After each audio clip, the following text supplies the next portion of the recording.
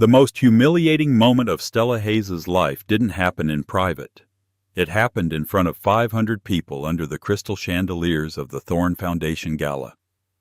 This was the empire she built, and she was being treated like a ghost. Her ex-husband Anton stood on stage, his arm around his new younger wife, toasting a future she had designed. She was erased. So Stella did the only thing she could. She turned, held her head high, and began to walk out in total silence. The whispers died. The crowd parted.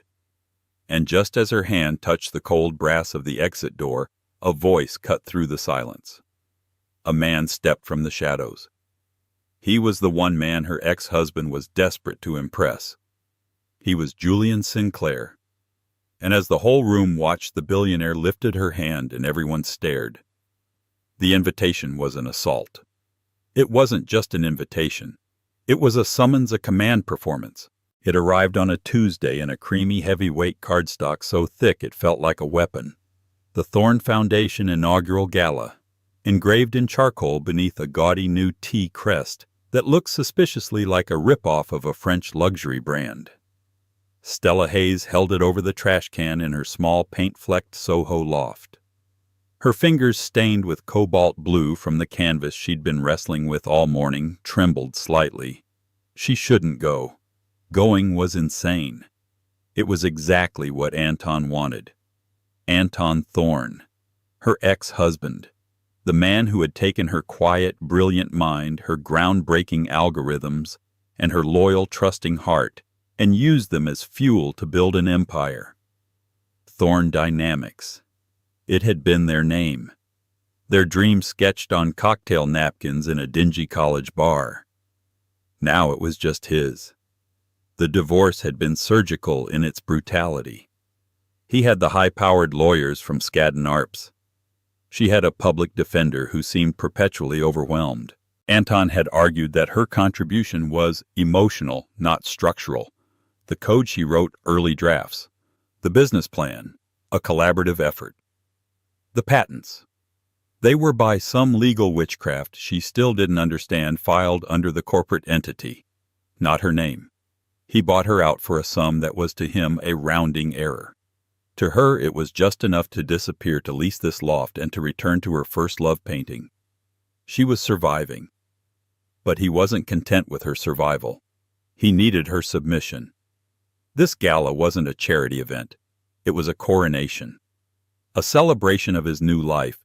His new wife, Isabella Vance, a 24-year-old influencer whose only visible contribution to society was her Instagram follower count and the final public erasure of Stella Hayes. Why send her an invitation? Because he knew her. He knew she wouldn't come. He wanted her to receive it, to feel small, to look at the +1, and know she had no one, and to throw it in the trash. He wanted the knowledge that she was at home alone, while he and Isabella were celebrated by the New York elite. A familiar cold rage licked at her heels. It was the same rage that had fueled her through 90-hour work weeks debugging code until her vision blurred.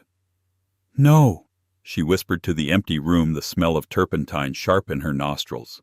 She wouldn't give him the satisfaction of her absence. She wouldn't hide. She wouldn't be the madwoman in the attic of his new shiny life. She picked up her phone and dialed her best friend Sarah, a sharp-witted journalist who had seen the whole train wreck happen in real time. "Don't you dare," Sarah said before Stella could even speak. "I saw the announcement on page 6. Stella, it's a trap. He's a narcissistic sociopath. He's baiting you." "I know," Stella said, walking to her closet. It was a meager closet filled with denim linen shirts and paint-stained coveralls. What does one wear to their own funeral? "Stella, I'm serious. You go there, he'll have security remove you. He'll have Isabella accidentally spill champagne on you. Don't play his game." Stella paused, her hand landing on a garment bag pushed way into the back. It was the one thing of value she had fought for. "I'm not playing his game, Sarah. I'm just going to remind him that I exist." She pulled out the dress. It wasn't new. It was vintage. A deep, almost black emerald velvet dress from the 1990s, a classic Halston. It was simple, severe, and elegant. It had no glitter, no sequins, no brand-new money flash. It was a dress that relied entirely on the woman wearing it. "Okay," Stella said, zipping the bag. "I'm going." "Then you need armor," Sarah replied. "Don't go alone. I'll call—" "I don't know. I'll call my cousin the paralegal. He's cute in a paralegal way." Stella laughed a dry, rusty sound. "No, Sarah. That's the point. I am going alone.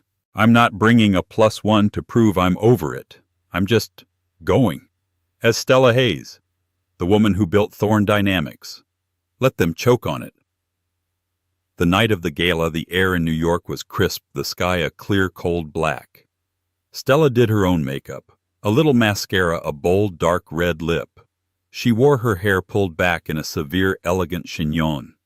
Her only jewelry was a pair of simple pearl earrings. When the Uber pulled up to the curb at the Metropolitan Museum of Art, Anton had of course rented out the entire Temple of Dender. She felt the first flicker of true fear. The entrance was a chaotic circus of flashing bulbs, screaming paparazzi, and black SUVs disgorging women in shimmering gowns. She paid, her driver stepped out, and the world immediately went silent. The paparazzi didn't know who she was. She was a non-entity. She walked past the red carpet, past the velvet ropes, and presented her invitation to the security guard. The man, built like a refrigerator, barely glanced at her. "Name? Stella Hayes." His eyes snapped up. He looked from her face to his iPad, then back to her face. A flicker of, was it pity? He pressed his earpiece. "We have a guest, a Ms. Stella Hayes." A pause. Stella's blood turned to ice. This was the plan. He'd invited her just to have her turned away at the door, the ultimate public humiliation. The guard listened. "Yes, sir, I understand." He looked at Stella, his face impassive. "Go ahead, ma'am." She let out a breath she hadn't realized she was holding. She walked up the grand steps, the sounds of the party washing over her, a string quartet, the tinkling of glasses, the loud braying laughter of New York's new aristocracy. She stepped into the hall and the room froze. It wasn't a sudden silence. It was a rolling wave of it. The friends who had known her for a decade, who had eaten at her dinner table, Chloe and David the venture capitalists, Mark his former COO, all of them saw her. Their eyes widened, their smiles faltered, and then one by one they turned their backs. They chose. In that instant they all chose. From across the room on a raised dais she saw him. Anton. He was magnificent in a custom Brioni tux, and beside him Isabella draped in a diamond-encrusted, barely there Versace dress, looking like a predator. Anton saw her. He didn't look angry. He didn't look shocked. He looked pleased. He raised his champagne glass to her in a silent toast. The trap was sprung, and she had walked right into it. The air in the Temple of Dender was thick and suffocating. Stella felt the weight of 500 pairs of eyes. This was worse than being turned away at the door. This was being put in the stocks of public curiosity. The poor delusional ex-wife. She forced her feet to move. Dignity. That's all you have left. Don't let him take that. Her plan, if you could call it that, was simple. Get a glass of champagne, stand in a corner, be seen, and then leave, a ghost haunting the feast. She walked toward the bar. A waiter carrying a tray of champagne flutes walked directly towards her, saw her, and then abruptly pivoted, offering the tray to a group of women who were already laughing and pointing at Stella's dress. "Is that vintage?" one of them whispered, loud enough to carry. "I mean, I know recycling is in, but—" Stella's face burned. She reached the bar. The bartender, a young man with a handlebar mustache, was serving 3 people at once. Stella stood waiting patiently. She waited for 5 minutes, then 10. He served people who arrived after her. He looked through her. "Excuse me," she said, her voice quiet but firm. The bartender didn't flinch. "Excuse me," she said louder. He turned his face, a mask of polite contempt. "Yes, I'd like a glass of champagne." "We're out," he said, and turned to pop a new bottle of Dom Perignon. Stella's hands clenched. This wasn't an accident. This was a directive. Anton hadn't just invited her. He had briefed the staff. She turned away from the bar, her thirst suddenly unbearable. She scanned the room, a sea of hostile, smiling faces. She saw David, the VC, who had been at their wedding, the godfather to her. No, she couldn't think about that.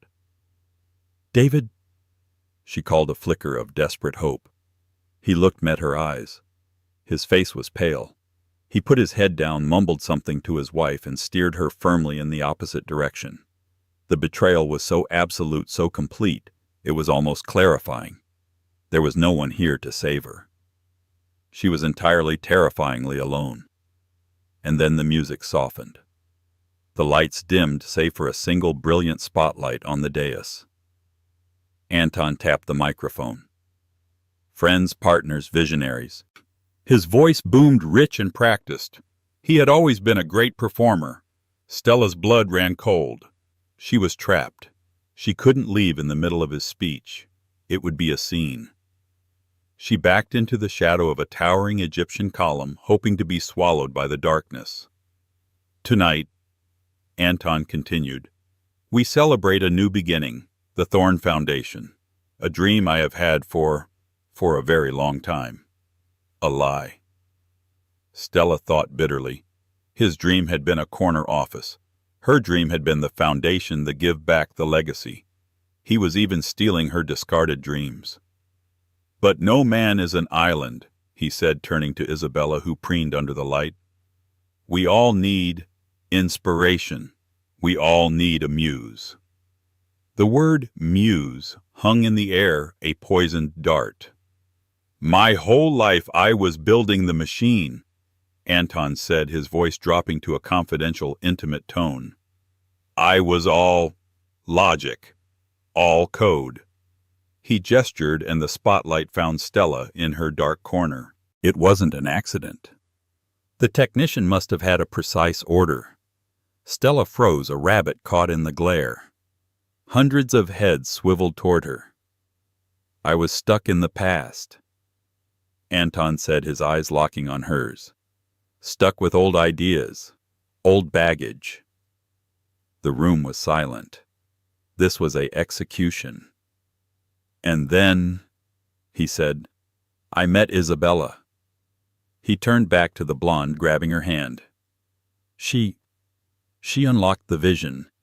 She showed me what Thorn Dynamics could be, what I could be, this foundation, this future. It is all because of her."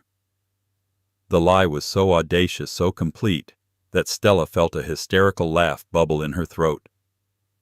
Isabella. The woman who thought Python was a brand of handbag Isabella had inspired. This Isabella took the mic, her voice high and breathless. "Thank you, baby. And I just want to say, to new beginnings, and to leaving the past, and all its, failures, exactly where they belong." The spotlight on Stella snapped off, plunging her back into darkness. But it was too late.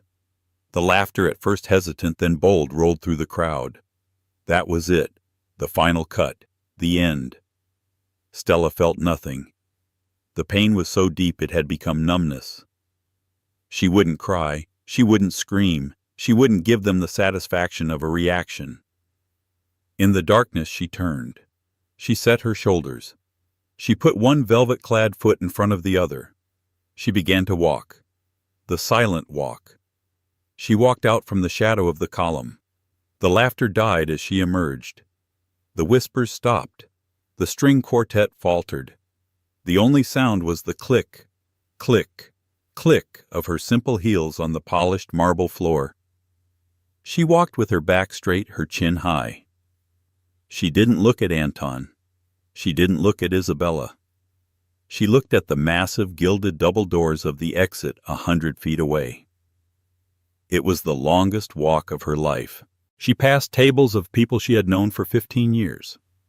They stared, some with pity, some with morbid curiosity, most with a cold, triumphant, "I told you so" smirk. She was the ghost of partnerships past the warning. Click, click, click. She was halfway there. She could feel Anton's eyes on her back burning. He was enjoying this. This was the climax of his performance. The ex-wife defeated, slinking away into the night. She reached the grand foyer. The doors were right there. Just a few more steps. She could taste the cold, clean night air. She could go home, lock her door, and let the grief finally break her. Her hand shaking reached for the cold, heavy brass handle of the door. "Leaving so soon, Ms. Hayes?" The voice was not loud. It was deep, precise, and cut through the absolute silence of the room like a scalpel. Stella froze. Her hand hovered over the brass. She turned her head. He was stepping out of an alcove, a space she hadn't even noticed. He wasn't in the light. He was the shadow. But now he was moving into the foyer. He was a legend. A ghost of a different kind. He was Julian Sinclair. Julian Sinclair was not a man. He was a myth. He was old money tech, a Silicon Valley kingmaker who had disappeared from public view 5 years ago only to emerge as the most powerful and reclusive private investor on the planet. He didn't just invest in companies. He anointed them. To be funded by Sinclair Ventures was to be told you were the future. He was the man Anton Thorne had been obsessed with for a year. Project Ares. Anton's new vainglorious venture was dead in the water without Sinclair's backing. Stella knew Anton had been bending over backwards, calling in every favor just to get a 5-minute meeting with this man. And here he was, standing in the foyer looking at her. He was wearing a simple, brutally expensive Tom Ford suit. No tie, just a black shirt. His hair was silver at the temples, his eyes a shade of gray so pale they looked like ice. He held an unlit cigar in one hand. He wasn't looking at her with pity. He was looking at her with assessment. Stella's voice was gone. She just stared at him. The entire gala 500 people were frozen, craning their necks to see what was happening at the door. From the dais, she heard a sharp, "Who is that?" from Isabella. Julian Sinclair took one step toward Stella. He didn't offer a platitude. He didn't ask, "Are you okay?" He simply held out his hand. It wasn't a gesture of chivalry like he was asking her to dance. It was a gesture of alliance. It was a business proposal. "I believe," he said, his voice carrying easily to the hushed dais, "that you and I have an announcement to make." Stella's mind went blank. But she had never met this man. She had seen his Forbes cover, that was it. Was this a mistake? Did he think she was someone else? I think you're mistaken," she whispered, her hand still frozen in midair. Julian Sinclair's eyes crinkled just slightly, a ghost of a smile. "I'm never mistaken, Ms. Hayes. You are the architect of the Ethel Protocol, are you not?" Stella's heart stopped. Ethel. It was the name of the project she'd been working on in her loft, her real work. The decentralized secure data protocol that would make Thorne Dynamics obsolete. It was her life's work, the thing she'd been building in secret, hoping to sell to anyone but Anton. How did he know that name? She hadn't told anyone, not even Sarah. How? "We have a mutual friend," Sinclair said, his voice low. "Professor Alistair Finch. Her old mentor from MIT, the only man who knew the true scope of her genius. Alistair." Sinclair's hand was still there, suspended in the air between them. She looked from his hand to his ice-gray eyes. Then she looked past him into the room. She saw Anton, his face a mask of confusion and dawning, sickening realization. She saw Isabella looking annoyed. She saw the 500 friends who had turned their backs. This was a life raft. No, this was a battleship. Slowly she pulled her hand away from the door handle. She put her small, paint-stained hand into his. His grip was firm, warm, and electric. It wasn't a lover's touch. It was a contract. It was the feeling of power being transferred. "Then I suppose we shouldn't keep them waiting," she said, her voice small at first, finding a new steel-edged resonance. Julian Sinclair smiled. It was a terrifying smile. It was the smile of a shark that has just scented blood. He didn't just stand with her. He didn't just lead her back to a quiet table. He kept her hand tucked into the crook of his elbow and turned. He began walking back into the gala, back toward the dais, back toward Anton. The sound in the room was a collective sibilant gasp, the sound of 500 different world views shattering at once. Click, click, click. Her heels sounded different now. They weren't retreating, they were advancing. They walked past the tables of gawking guests. Chloe, the woman who had mocked her dress, now looked like she'd swallowed her tongue. David, the VC who had snubbed her, was already pulling out his phone, no doubt frantically Googling Stella Hayes, Julian Sinclair. They reached the dais. Anton was standing there, his master of the universe persona having evaporated. He looked like what he was, a middle manager who had gotten lucky. "Julian, Mr. Sinclair," Anton stammered, scrambling for purchase. I didn't know you were here. My assistant said you declined." "I prefer to make my own entrance, Anton," Sinclair said, his voice booming without the need for a microphone. He turned his gaze, sweeping the entire silent room. He still had Stella's hand. "A wonderful party," Julian said. "An excellent celebration. But you seem to have buried the lead." Anton looked lost. "The lead, sir?" "The real news," Julian said. He looked down at Stella, then back at the crowd. "Most of you know me. You know I don't invest in ideas. I don't invest in dreams. I invest in bedrock. I invest in the inevitable. I have spent the last 3 years searching for the inevitable future of data integrity." He paused, letting the silence stretch. "Tonight, Anton, you gave a lovely speech about inspiration." He said the word inspiration like it was a piece of rotten fruit. But vision, true vision, is not about a muse. It is about architecture. He lifted Stella's hand. He didn't just lift it. He presented it. "Ladies and gentlemen," Julian Sinclair announced to the shocked assembly, "you are looking at the architect. I am privileged to announce tonight that Sinclair Ventures is leading the Series A funding of Ethel, a company founded, owned, and brilliantly designed by Ms. Stella Hayes." A man in the front row, the CEO of J.P. Morgan, audibly choked on his drink. "The investment," Julian continued, "will be for $250 million. The silence that followed the number $250 million was absolute. It was a gunshot in a cathedral. The collective value of every piece of jewelry, every suit, every person in that room seemed to shrink. Stella's knees went weak. $250 million. She had been in talks. Her mentor Alistair had set up a blind pitch meeting. She had presented Ethel to a small, terrifyingly intelligent team of VCs in a nondescript office in Palo Alto. They had been impressed. They had signed NDAs. They had said they would run it up the flagpole. She never in her wildest nightmares dreamed the flagpole went this high. She never dreamed it was Sinclair. This wasn't a rescue. This was an anointing.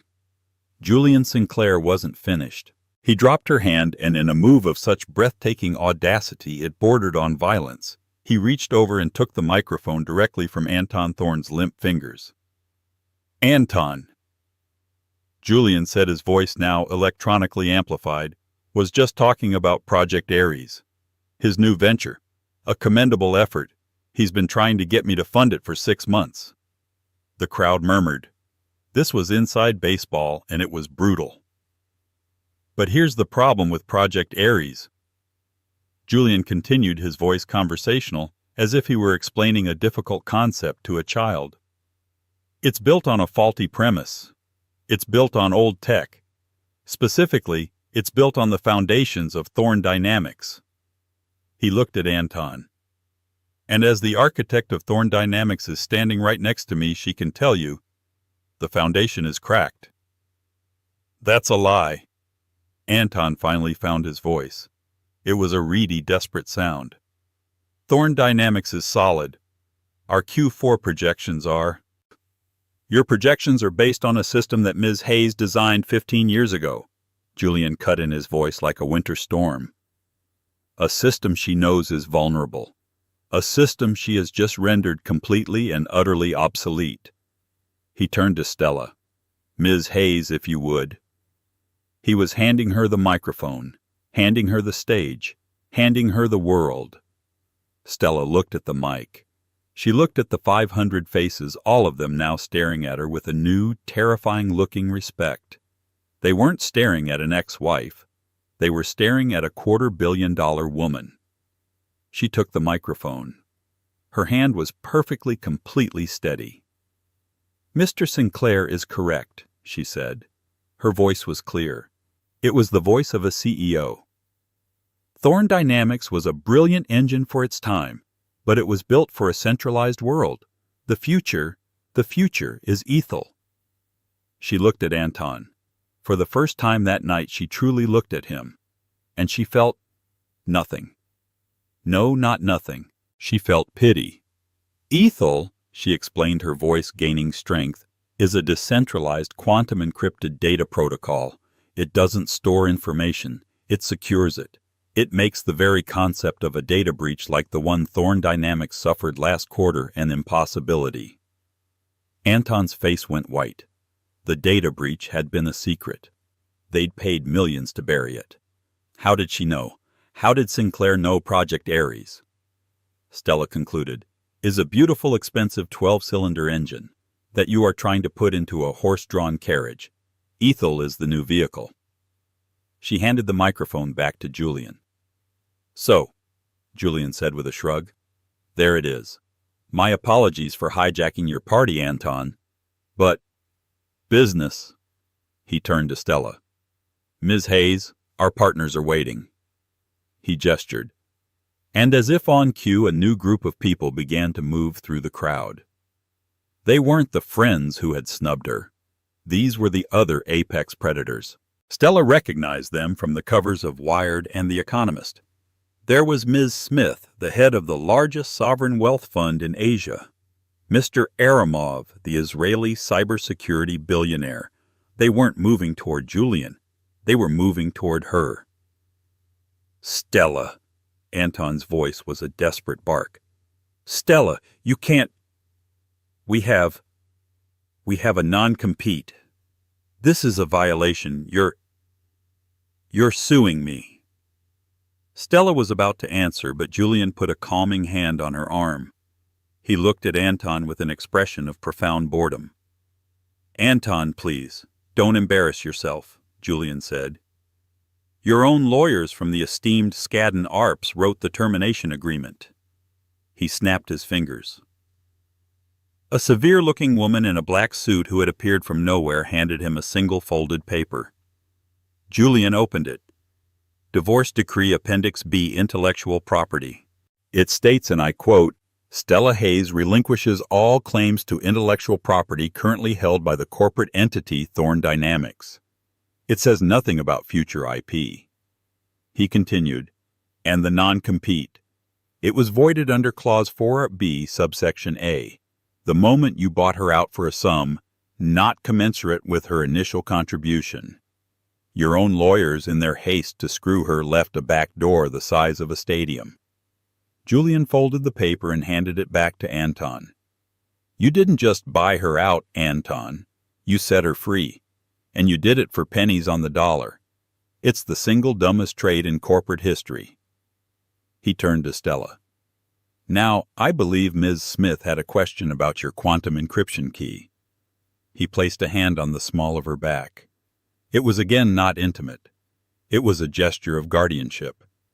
He steered her away from the dais, away from her ex-husband, and into the center of the room where a new circle was forming. The party didn't stop. It realigned. The center of gravity had shifted from Anton Thorn to Stella Hayes. The whispers were back, but now they were different. "Ethel, did you hear? My God, she was the brains all along. $250 million? Where can I invest?" Anton was left on the dais, a king in an empty court. The spotlight was still on him, but he looked small, pale, and utterly, totally irrelevant. And Isabella was looking at Anton, not with love, not with adoration, but with the cold, hard calculation of a woman who just realized her investment had gone bust.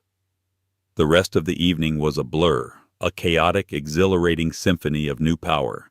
Stella was no longer a ghost. She was the most solid person in the room. People who had looked through her hours earlier were now shoving their way past billionaires just to touch her arm to press a business card into her hand. Stella, darling. Chloe, the woman who had mocked her vintage dress, gushed her face a mask of frantic, sweating friendliness. I knew you were working on something massive. That dress it's a power move. We must have lunch. My fund were very interested in the ethel space. Stella smiled a cool, polite smile that didn't reach her eyes. Thank you, Chloe. I'll have my people call you. She had no people, but she knew as she said it that by morning she would. Julian Sinclair remained by her side, a silent, powerful sentinel. He deflected the fools and amplified the important. He was a master conductor, guiding the flow of conversation, seamlessly introducing her to the right partners, the right banks, the right legal teams. Stella, you know Mr. Aramov. He believes your protocol could revolutionize Mideast cybersecurity. Ms. Hayes, Ms. Smith has a question about scalability for the Asian market. Stella, for her part, was transformed. The shy, wounded artist was gone. The architect was back. She spoke about data sharding, quantum entanglement, and serverless protocols with a fluency and passion that was undeniable. She was, in a word, brilliant, and the room, which respected only money and genius, was now prostrate at her feet. But the night wasn't over. The war was being fought on two fronts. The first was the social front. As Julian was steering Stella toward the exit, a new shrill voice cut through the din. You! Stella turned. Isabella Thorne was stumbling toward them. Her perfect makeup now smudged her diamond dress, looking cheap. She was drunk and she was furious. Isabella! Anton was right behind her, trying to grab her arm, his face pleading. Don't! Not here! Get off me, Anton! She shrieked, batting his hand away. She pointed a long, manicured, shaking finger at Stella. You snake, you pathetic, scheming snake! The room went quiet again. This was the drama they had all come for. You think this is a victory? Isabella sneered, her voice slurring. You think you won. He's still my husband. He still comes home to me. You're still the first one. The one he threw away. Stella looked at her. She felt no anger. She looked at this 24-year-old woman draped in diamonds she hadn't earned, screaming in a museum she hadn't paid for, and she felt that same profound pity she'd felt for Anton. Isabella, Stella said, her voice calm and even. You're right. He is your husband. And this, she gestured to the room, to the investors, to the new reality, is your problem, not mine. What does that mean? Isabella stammered. It means, Stella said, stepping closer, that you're married to a man who just lost $250 million in funding he was counting on.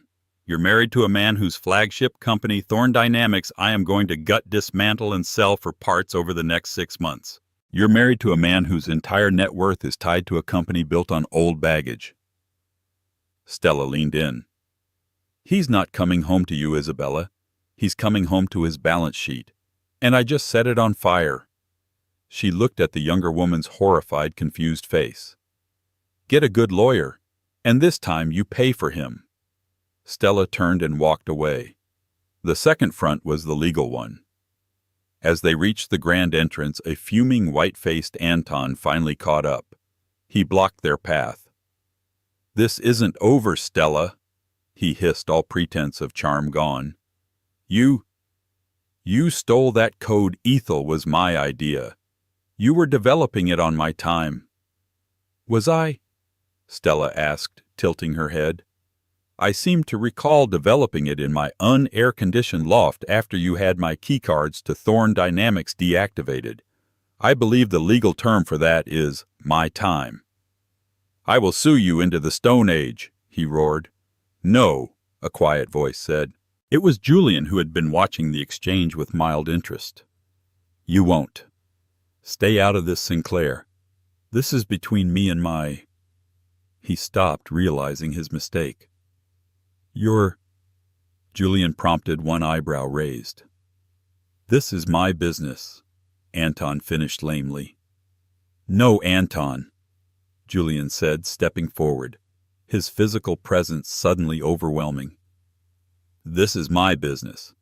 You see, when you're dealing with a $250 million investment, you do your due diligence. My legal team, who are significantly better than your legal team, have been over this for 6 weeks. He pulled a phone from his pocket. "They found a few interesting things. For example, did you know that when you bought her out, your CFO, a Mr. David Finch, I believe improperly valuated her shares by a factor of, about 500. Anton's blood drained from his face. "And then," Julian continued, "there's the matter of the data breach last quarter, the one you didn't report to the SEC. Tisk, tisk. That's a felony, Anton. I believe the fine for that alone is more than your company's entire market cap." He put his phone away.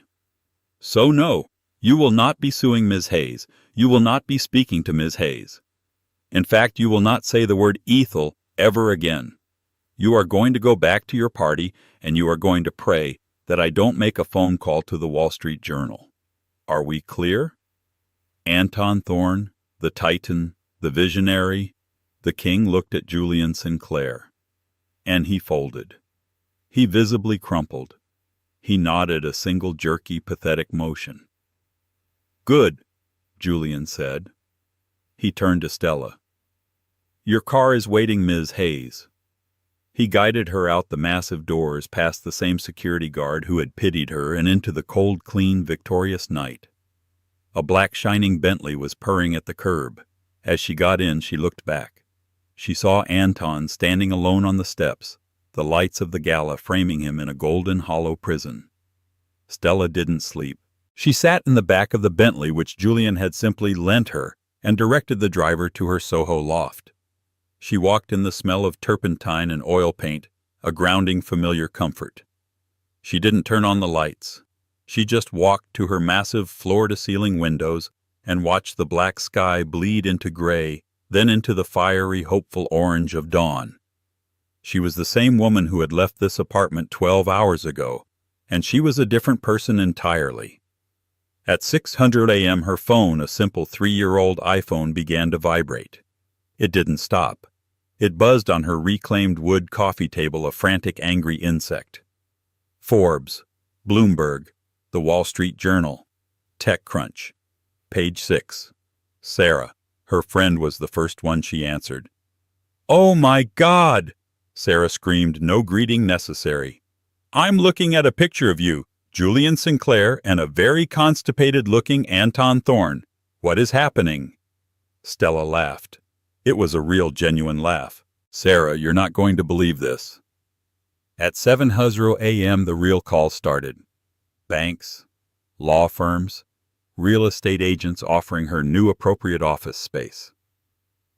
At 7:30 a.m. her old mentor, Professor Alistair Finch, called. "Stella, my girl," he said, his voice thick with pride. "I heard you made quite an impression. I told Julian you were the one. I told him, she's not just a prodigy, she's the whole damn revolution."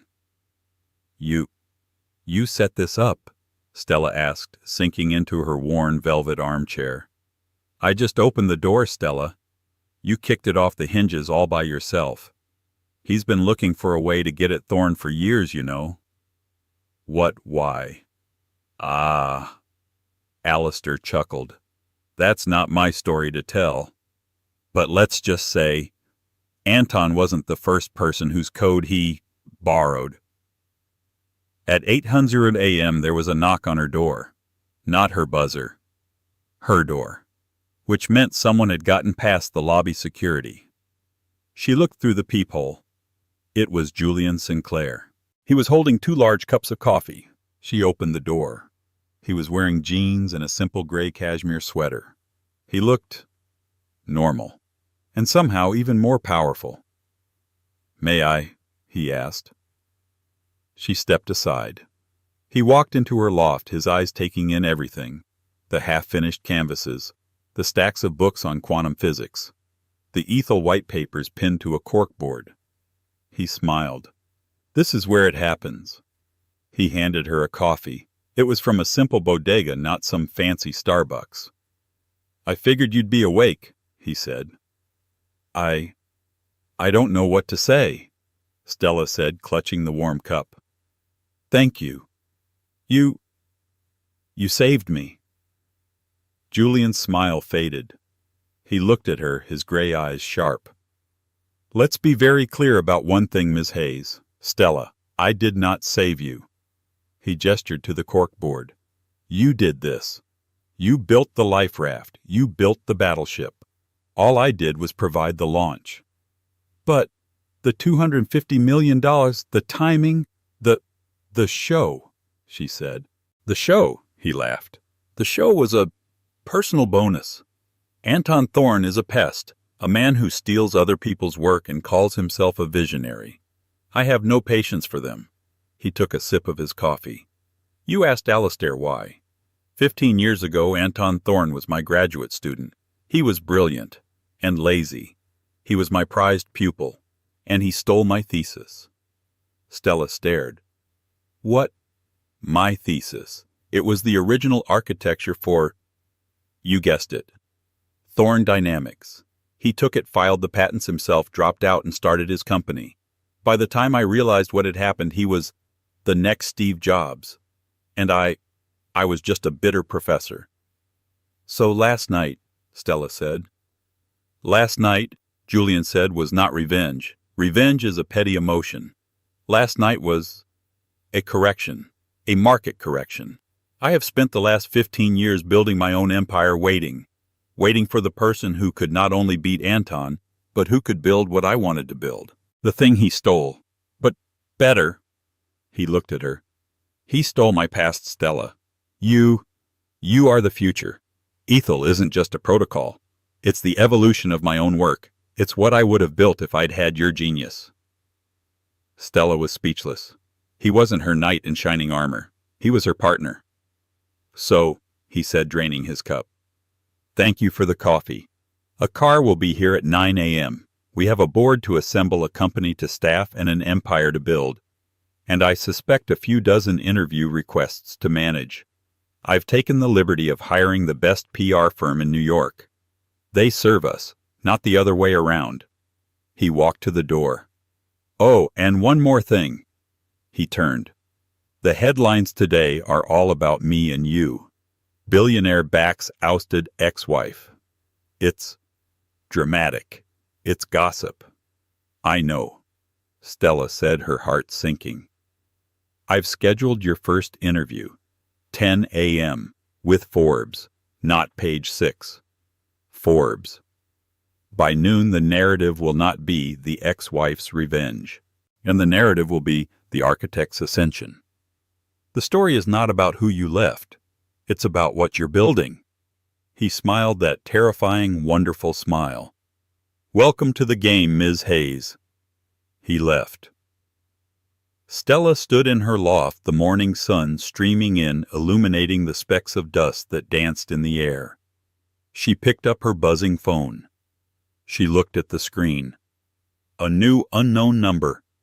A text message. "Stella, baby, pick up. We need to talk. We can fix this. We were always the best team.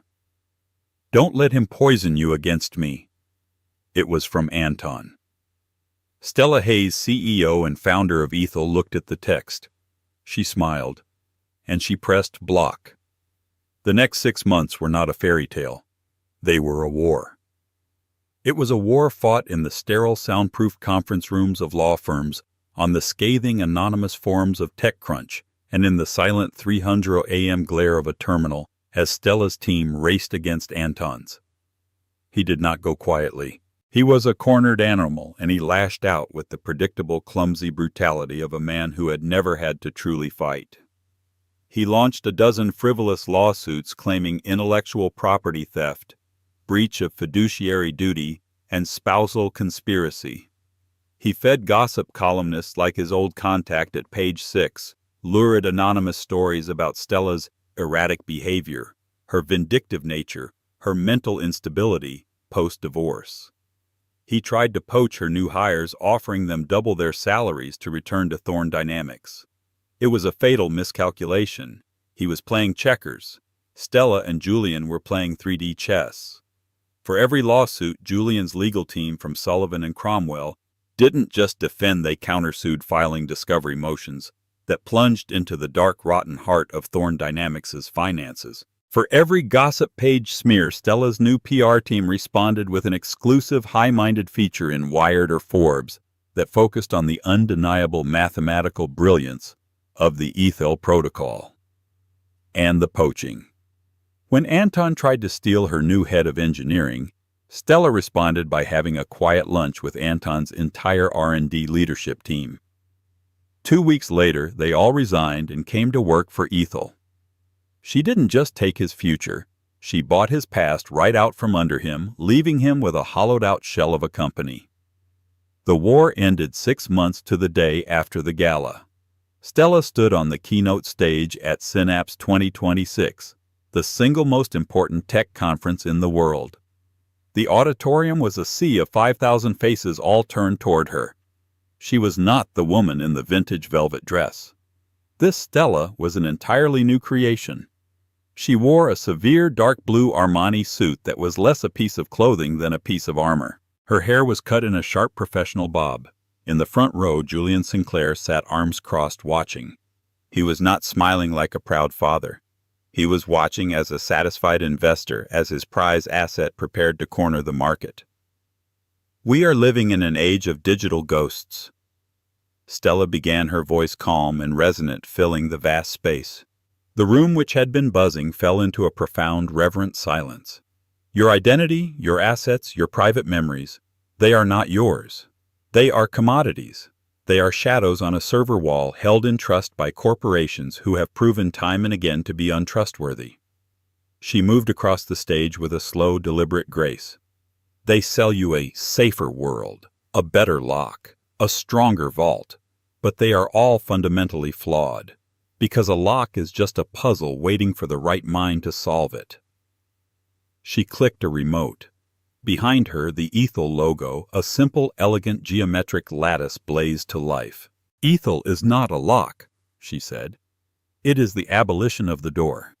It is a world where your data is not an object to be stored, but a part of you, decentralized, quantum encrypted, and answerable only to you. We are not building a new vault. We are building a new world. And in this world," she paused, her eyes sweeping the crowd, "there are no ghosts. There is only mathematical truth." She was not a CEO. She was a revolutionary. She was, in a word, inevitable. When she finished, the silence held for a beat, and then the auditorium erupted. It wasn't just applause. It was a roar. It was the sound of 5,000 people realizing they had just seen the future. Stella walked off stage, the sound of her name echoing behind her. Her new assistant handed her a water. Her hand, still electric with adrenaline, was shaking slightly. Her personal phone buzzed in her pocket. Not her work phone. Her personal one. She pulled it out. It was a text from the head of her legal team. "It's done. Thorne Dynamics just filed for Chapter 11. The board has ousted Anton effective immediately. We've begun the acquisition of their core server patents per your instruction. Congratulations." Stella stared at the screen. She didn't feel joy. She didn't feel relief. She felt a quiet, cold click. Like a complex locking mechanism, a 15-year-long equation had finally solved itself. It was not triumph. It was closure. Julian was waiting in the wings. He'd seen her read the text. He didn't say congratulations. He just nodded once. The war was over. The correction was complete. That evening there was a party. It was on the 80th floor rooftop of the new Ethel headquarters in the World Trade Center. A vast, glass-walled office that made the city look like a circuit board of captured stars. This was not a party. It was a coronation. Stella was standing by the glass looking down at the rivers of light when Julian joined her. He handed her a glass of champagne. "Well," he said, his voice a low rumble against the polite murmur of the party. "The architect." She smiled, clinking his glass. "The kingmaker." "I prefer venture capitalist," Julian murmured. "It's far more terrifying and far more accurate to a successful launch." They drank. They stood in silence for a moment, two equals surveying the kingdom. "What happened to them?" Stella asked quietly, her voice almost lost to the wind. Julian took a sip. "Isabella was smarter than any of us gave her credit for. She filed for divorce 2 months ago, the moment our third lawsuit hit Anton's personal accounts. Her settlement was generous. She'd wisely put his private jet and the Hamptons estate in her name during the honeymoon phase. A prenup is only as good as the spouse who reads it. Where is she? Currently, influencing, in Dubai. She'll be fine. She was, as you noted, a smart woman. Just lazy." Stella's smile was thin. "And Anton's bankrupt," Julian said with a note of finality. "Personally and corporately. Wiped out. The SEC investigation into his data breach took care of the rest." "What will he do?" "He'll never work in tech again," Julian stated. It was a fact, not a prediction. We made sure of that. The non-competes we acquired from his own bankrupt company, they were ironclad. He can't legally write a line of code for profit for the next 10 years. He swirled his champagne, a flicker of dark amusement in his eyes. "I did hear he's trying to raise capital for a pivot, a new venture." "Oh," Stella asked, turning to look at him. "Artisanal kombucha." Stella laughed. It wasn't the rusty, broken laugh from her loft. It was a deep, rich, powerful sound.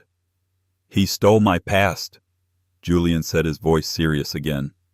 "And he stole your present. But you, Stella, you took his future." He gestured to the party, the building, the city. "You didn't just take his company. You took his name. In this world, that's everything." Stella looked back out at the view. She thought about that night 6 months ago. The humiliation. The silent walk. The feeling of 500 pairs of eyes on her, full of pity, contempt, and morbid curiosity. From this height, the whole city was staring up at her. Not at an ex-wife, not at a victim, not at a billionaire's pet project. They were staring at the architect. "To bedrock," Julian said, raising his glass. Stella turned from the window, her eyes clear, cold, and brilliant. She raised her glass to his. "No," she said. "To building." The story of Stella Hayes isn't just about revenge. It's about value. Anton Thorne thought her value was in the past, something he could buy out and discard. But Julian Sinclair and the rest of the world saw her true value, which was in the future she was building. She didn't need a knight in shining armor to save her. She needed an investor who was smart enough to see the architect behind the shadows. What did you think of Stella's ultimate power move? Was Julian's play a rescue, or just a brilliant business decision? Let me know your thoughts in the comments below. This is the kind of drama that happens in boardrooms and ballrooms every single day.